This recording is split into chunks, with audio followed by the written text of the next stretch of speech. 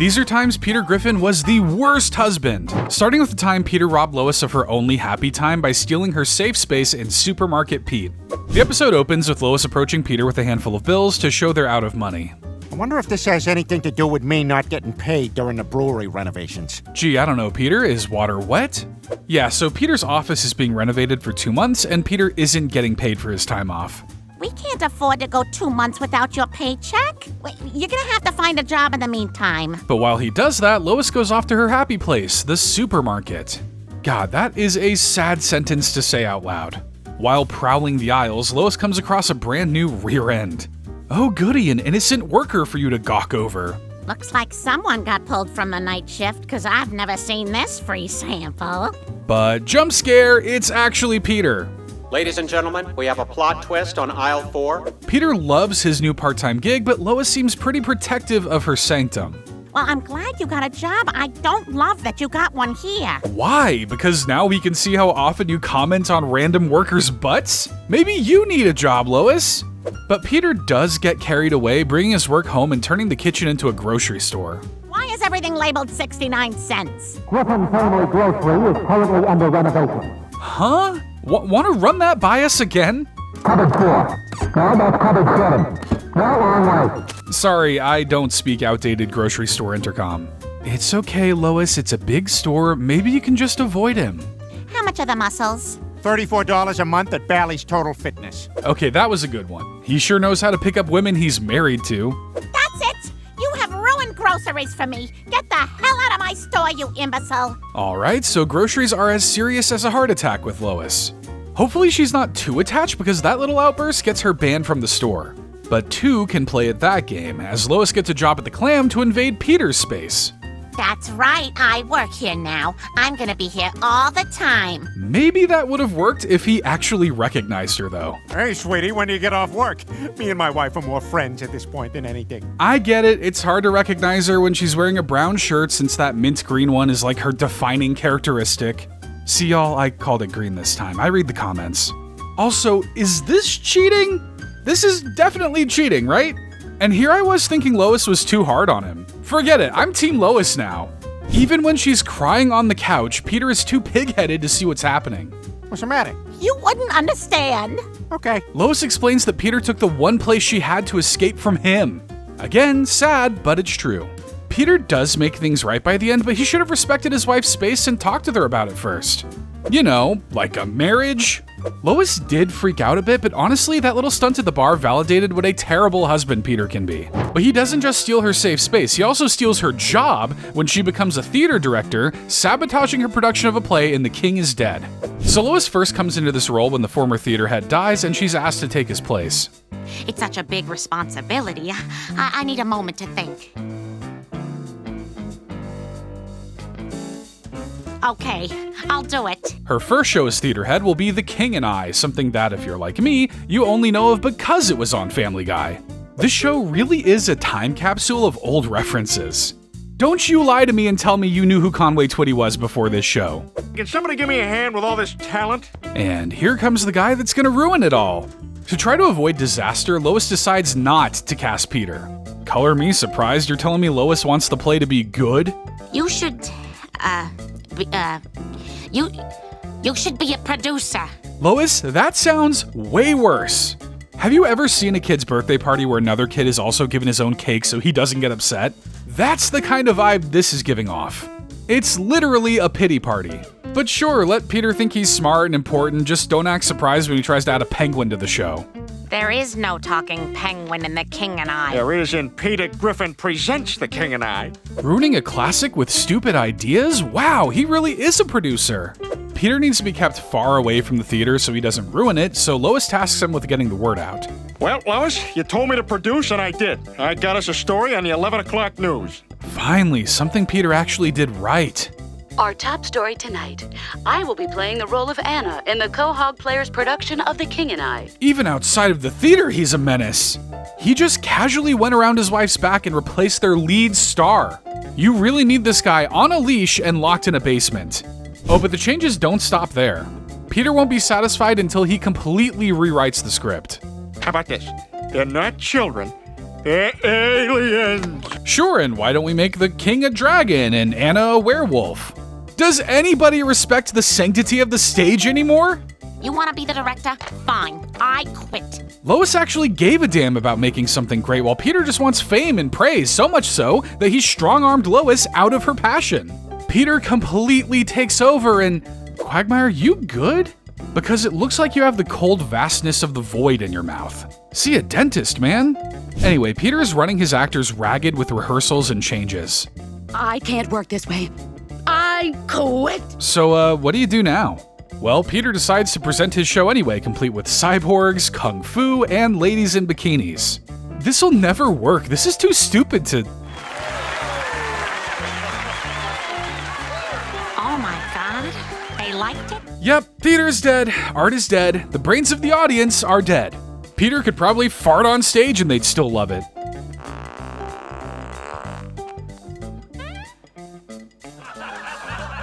Is it really that easy?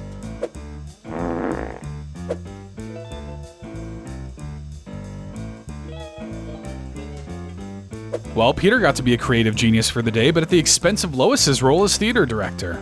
He really can't let his wife have anything to herself, can he? But Peter only gets worse from here, especially when he broke Lois's foot and then lied about her being dead to get in good with a single mom in the episode Single White Dad.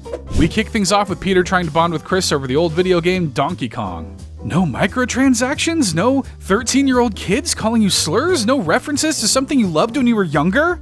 This sucks. Donkey Kong sucks. I could build the same game on our house. Donkey Kong house? With his seemingly infinite amount of time and money, Peter does build his Donkey Kong house. I know the HOA is furiously writing a letter out right about now. Barrel! Barrel! Barrel! Look, I won't lie to you, that looks fun as heck. Hopefully Lois is good at jumping. Ah, my foot!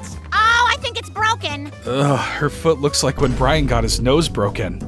So with Lois bedridden for a week, Peter is gonna have to be the one taking care of the kids.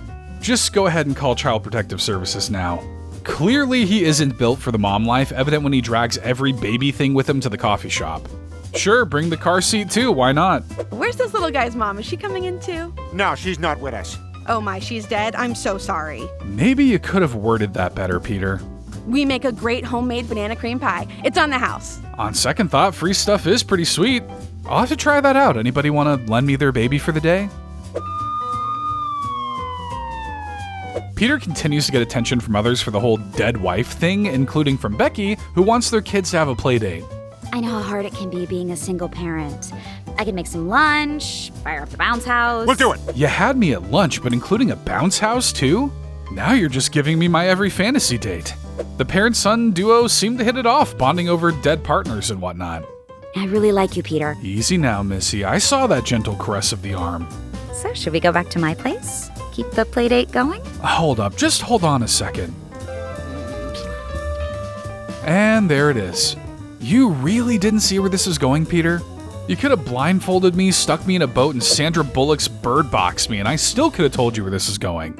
Okay, at least Peter has the right idea to break things off with Becky, but just as he sends that breakup text, guess who shows up? Surprise! Becky, what are you doing here? I wanted to come over and make you dinner. That may be tricky on account of that dead wife of his being alive and well upstairs. I'll be right back. Hello, dear. Peter manages to convince Lois to stay upstairs, but still tries to entertain Becky with his family downstairs. Looks like we got a real 2 dates to the same dance kind of situation going on. Despite running from the bedroom to the attic to the roof to the living room, he still gets found out. Peter said you were dead. Dead? I am not dead. I was just recovering from foot surgery. Peter apologizes to both women, admitting how hard taking care of children is and how much he respects Lois for doing it. Oh, Peter, that almost cancels out everything you've done. Almost is the operative word. Peter needs a little dirt thrown in his eye. You're a beautiful woman. You can do better than a 44-year-old morbidly obese guy. Damn, I didn't mean murder him in front of his family. But it probably would have been deserved since Peter almost had Lois murdered when he accidentally put a mafia hit out on her head and There's Something About Paulie. The decision that kicks everything off involves Peter buying a car from a shady dealer despite Lois's objections. Peter, this car has dents in it, and it's got a cardboard steering wheel. But if there's one person he can trust, it's the salesman who has scammed him multiple times already in the show. From selling him volcano insurance to a tank. And of course, as soon as they drive it off the lot, it breaks down. Well, I'm sure the dealer will take care of it. Unable to afford another car, Peter decides to take advice from the only thing worse than a bad salesman, a mobster. Me and my associates will steal your car, and ipso facto, your insurance company will buy you another one. Hey, forget about it and whatnot. There are plenty of reasons he shouldn't get involved with the mob, but he may just not know any better. After all, I did not care for the Godfather. now that the old car is sleeping with the fishes, the family can get a brand new car with their insurance money. Of course, Peter won't divulge how he made this happen, but he already doesn't consult Lois on big life decisions, so why start now? Just wish my opinion mattered to you. Well, the important thing is it matters to you. The Don eventually calls in that favor Peter now owes him, and much to his surprise, he simply wants Peter to take his nephew Big Fat Paulie to the movies. He's also vile and disgusting. No one has ever been able to stand Big Fat Paulie's company for more than a minute. Two gross, annoying guys sounds like a match made in heaven. Their little hangout goes great, but Paulie ends up inviting himself over for dinner. Needless to say, he doesn't make the best first impression. Do you mind? As a matter of fact, I do, you crazy broad. Yeah, that's not gonna fly with Lois, so she tells Peter to break it off with Paulie. Aw, but they haven't even had their first kiss yet. The news actually makes the big guy cry. Oh, jeez. Look, it's not you. It's Lois. She doesn't want me hanging around with you. So Lois is the problem here, huh? You never want to say something like that to a mobster because there's only one way they know how to handle that. Lois is almost murdered not once, but twice, which is 2 more attempted murders than anyone should ever have to experience. It takes time, but Peter eventually figures out what happened. You thought I wanted you to whack Lois? Guilty. But luckily, Big Fat Paulie can just call off the hit, but then he gets hit by a drive-by shooting. A very, very, very long drive-by shooting. Boy, it's still going, huh?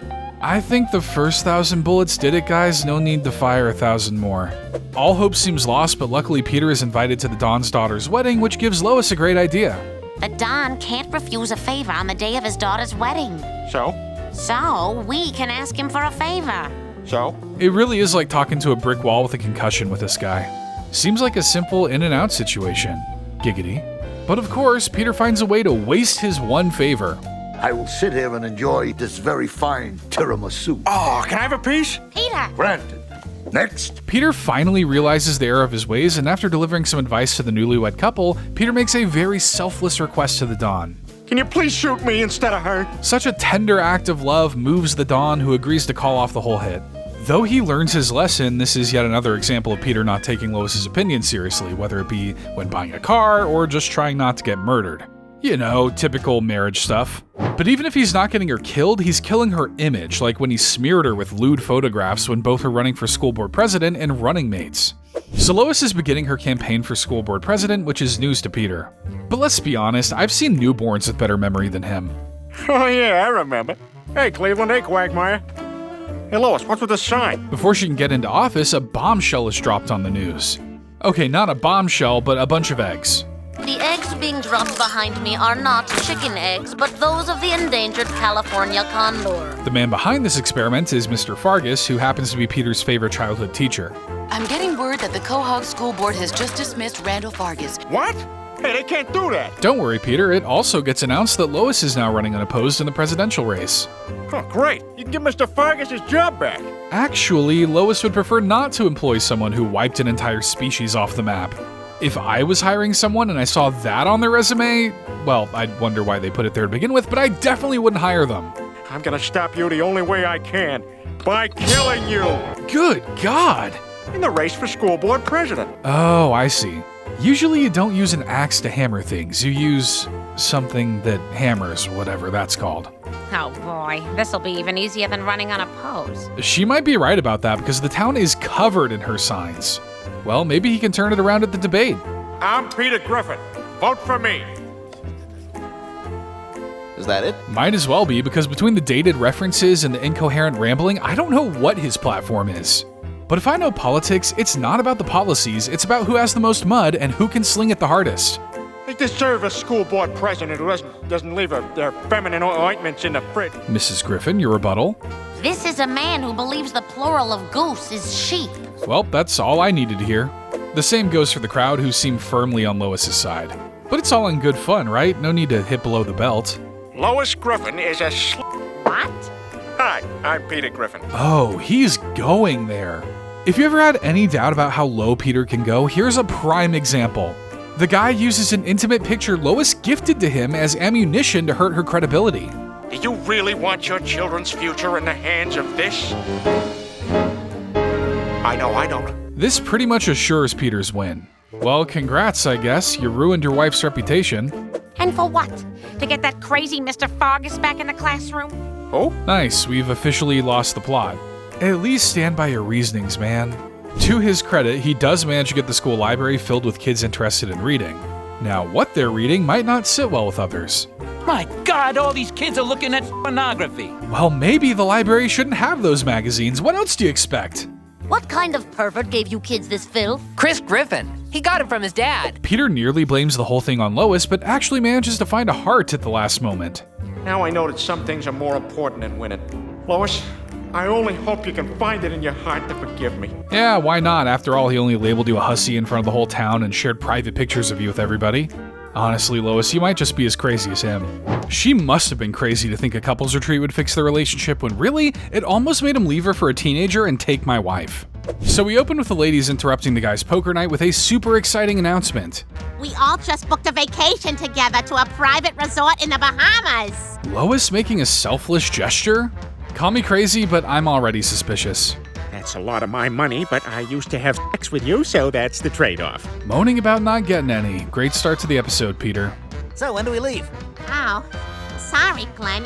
The deal was for couples only. Not wanting to miss out on the trip, Quagmire picks up a woman the same way we all do. I met her in a pop-up window on the internet. She was in my area. Hi, Peter Griffin, all but separated. And all but 3 seconds away from Lois killing you in your sleep. So they make it to pleasant surroundings, but here's something that really bugs me. They're surrounded by mountains. The biggest mountain in the Bahamas is 207 feet tall. That's like 35 me's. Does that mountain look like 35 me's? They head to the beach barbecue, just minus Quagmire, who's busy getting worked on for his tan. We're going to work on your relationships. After all, this isn't just a vacation, it's a couples counseling retreat. Lame. The whole vacation was a ruse to get the guys to go to therapy, which is totally not a ripoff from the 2009 movie Couples Retreat, which has the exact same plot. But don't worry, Peter knows a way out. I'll get hit with a coconut so I lose my memory of this. Ah! I remember everything! Since that didn't work, Peter and the guys get thrown into their first exercise. I feel a numbness radiating down my left arm. I feel like you should help out more around the house. Wait, Donna was given a line? Noelle compiles their test results and decides to switch up the couples to their more compatible partner. And Peter and Kimmy. Yay! I win couples counseling! That's right, Peter, you win couples counseling, as well as an uncomfortable 7-night stay on the couch. Hey, Kimmy, I'll pay you $1,000 for one whole handful of your butt. Lois is literally right there. For 2 handfuls, I'll give you my car. I warned you. I can see now that coming here was a huge mistake. You're hopeless, Peter. Your feet look old. Peter Griffin. He doesn't listen to warnings. So Lois decides to call it quits and packs up to go home, except there's one tiny hiccup. Is there anything I can do to change it? Instead of using the perfectly functional boat to escape the island, they make a beeline for the jungle. Look, we gotta get the attention of that plane. They hide out in the jungle, but like anyone born in the 2000s, Kimmy can't stay off her phone and gets them captured with the rest. Take the couples out 2 by 2 and execute them. Their attempts to break free don't work. Bonnie, quick, lock my wheels. We don't have to make it easy for them. And so comes the couple of the hour's turn. I need you, Lois. I always will. And if I gotta get shot by Ooga Booga people, I want it to happen with you. This show really just took that how to be politically correct instructional manual and threw it out the window. Congratulations, Griffins! You did it! You've successfully completed the program. Boy, I sure don't think anyone saw that plot twist coming. Except for this guy on Reddit. And this guy. Oh, hey, not this guy, though. So overall, not exactly the most revolutionary plotline. Even Peter flirting with other women is nothing new. But he was so open about wanting to leave Lois for Kimmy since she's younger and even tried bribing the teenage girl to touch her. So yeah, not his finest episode. But honestly, the most surprising thing to me was hearing Donna speak. But what isn't surprising is Peter taking advantage of Lois's weight gain for his own pleasures, leading her to have a heart attack in Sibling Rivalry. So how did we get there? Well, Peter and Lois have a bit of a pregnancy scare, so Lois tries to convince Peter to get a vasectomy. First of all, I don't know what that is, and second of all, no freaking way. If only there was a way to learn more in a way that's both fun and informative. A vasectomy's a medical procedure. I can't play the whole song because of copyright, and I'm pretty sure YouTube won't let me show that revealing diagram, but the little jingle does manage to convince Peter and me. I've got an appointment this Friday. Should probably Google if clams can get vasectomies. The surgery is a success, but Peter now feels like less of a man, which affects their love life.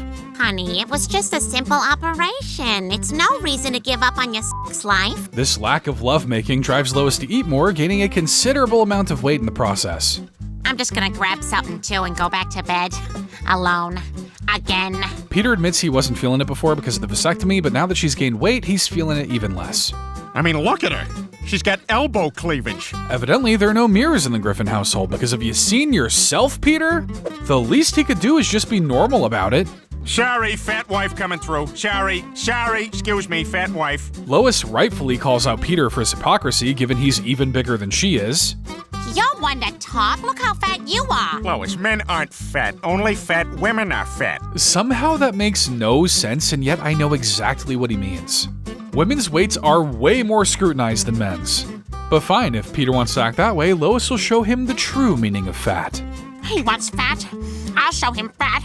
The only reason I'm eating anyway is because of him. Lois manages to surpass Peter in weight, which draws even more ridicule from him. You're fat. Shut up and go to sleep. But when Lois falls on top of Peter, things suddenly get real steamy real quick. Are we having sex? Let's check. Just lift up that fold right there.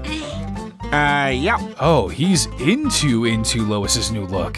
Not bad for the no fat chicks guy. Now that's character progression. Fat sex is the hottest sex we've ever had. But Peter isn't satisfied just yet. He wants Lois bigger, wider, more gargantuan. I want you bigger. I want you fatter. It will please me. I'm no dietitian, but maybe being the eat a whole cake by yourself kind of big might be asking for trouble. The two start to get it on one night, but Peter's actions come back to bite him in his very big rear. Peter, I think I'm having a heart attack. Oh, me too, sweetie, me too. Luckily, they're able to get her to a hospital where Dr. Hartman removes all of her fat to treat her heart.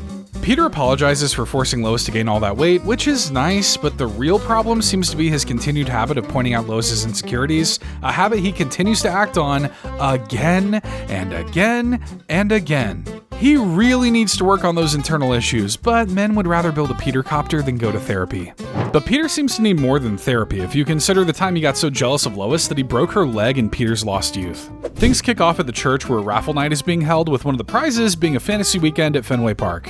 A winner and a friend get to hang out and practice with retired Red Sox players. It's always been Peter's dream to play at Fenway, but come on, it seems like he dreams about doing everything.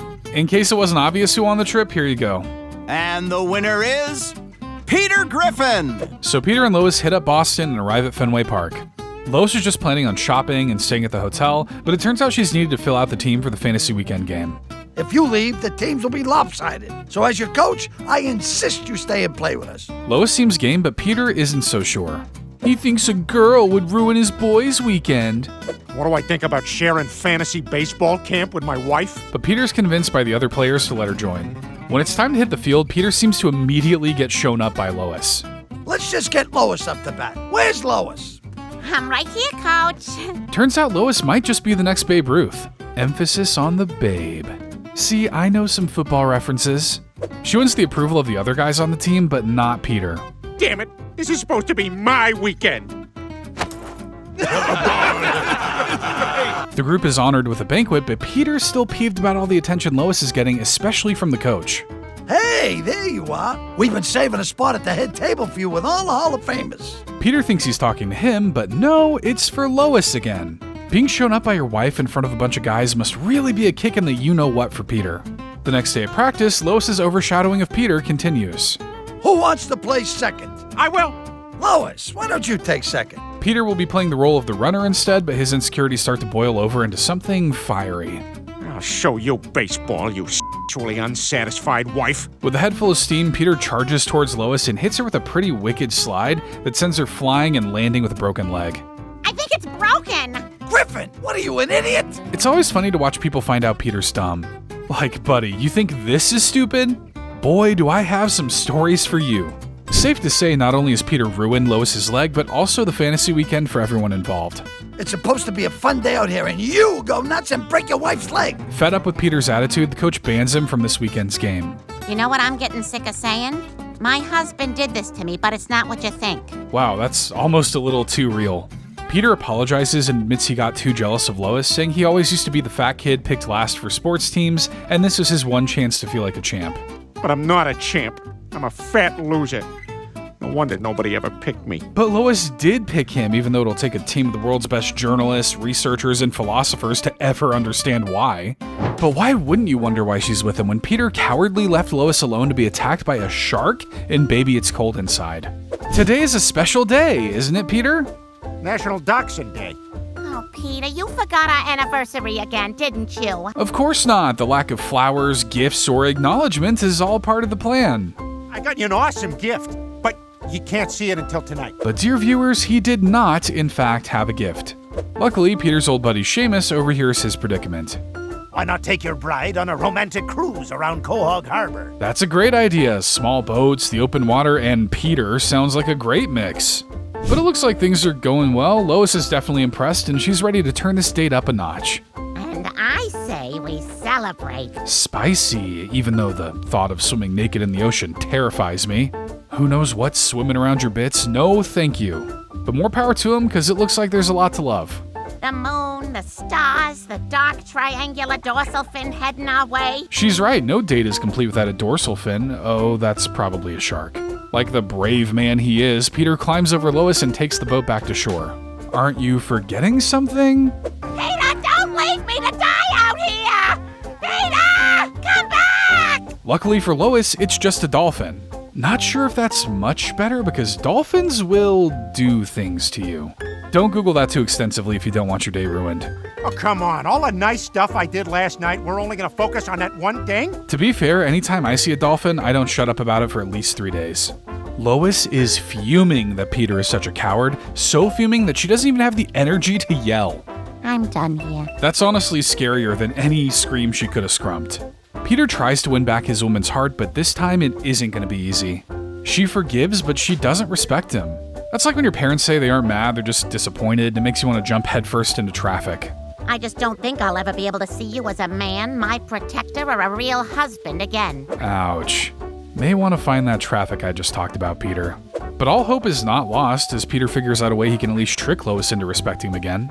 I just have to show Lois I can still be her hero. The plan is simple. Recreate that fateful night, but this time have Quagmire play the shark.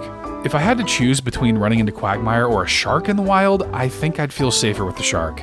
But of course, the plan goes south and Peter falls in the water, only this time an actual shark shows up.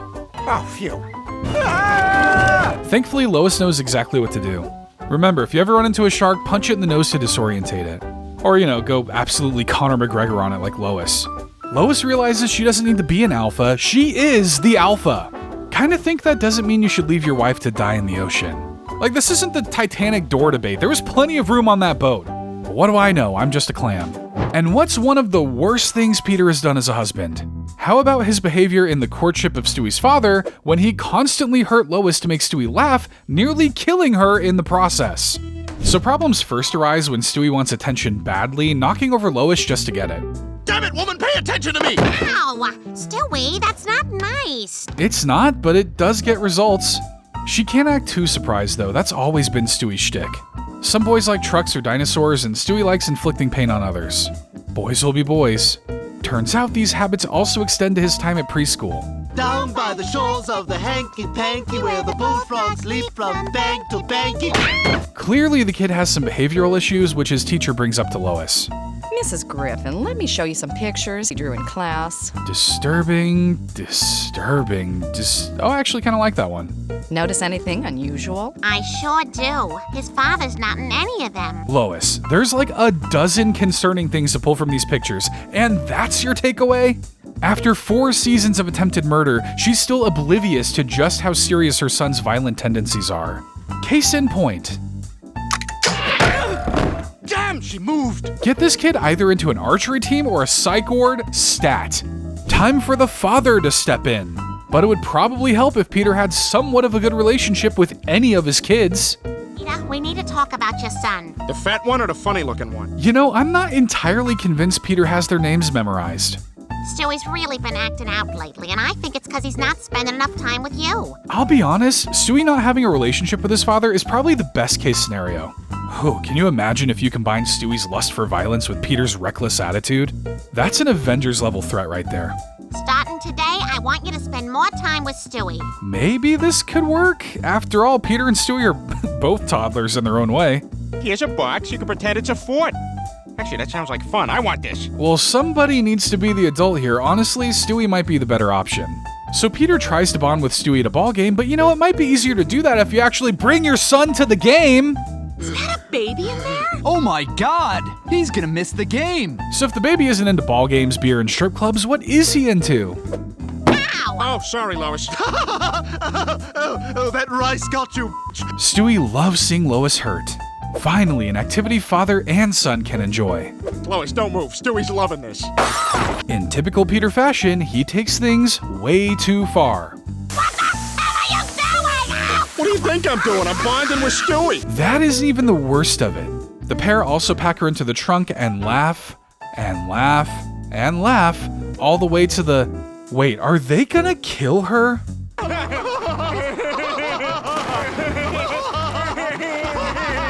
Attempted murder sure must be funny because the pair laugh, and laugh, and laugh all the way home. Geez, I hope she can get out. No, I'm sure she'll be fine. Honestly, props to Seth MacFarlane for such a long laugh sequence as 2 different characters. I know his throat had to be bleeding after that. The Lois from the Black Lagoon returns home, obviously furious, walking back her idea and deciding to keep Peter and Stewie separated. No, I don't want to victim blame someone who was almost murdered, but if Stewie's a little ball of fire, Peter is just one big tank of gasoline. The results were bound to be explosive.